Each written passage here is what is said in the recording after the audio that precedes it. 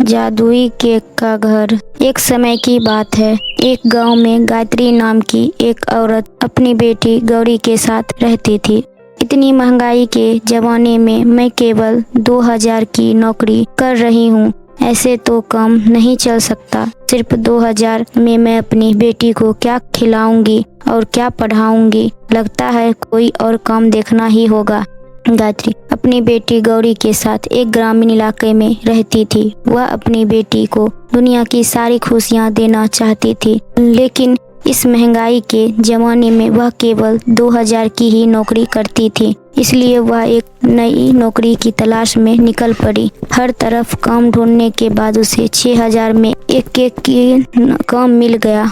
वह खुशी खुशी अपने घर जाकर अपनी प्यारी बेटी गौरी को ये खबर देती है। ये तो बहुत अच्छी बात है माँ, तो क्या अब आप मेरा भी एडमिशन स्कूल में करवा दोगी? हाँ, अब मेरी बेटी भी स्कूल जाएगी। चल अभी के अभी चलकर नई ड्रेस, बैग और नया जूता ले लेते हैं। दोनों माँ बेटी खुशी खुशी बाजार में गई और नया ड्रेस, बैग और जूता ले आई। अगले दिन से ही गौरी बाकी बच्चों के साथ स्कूल जाने लगी।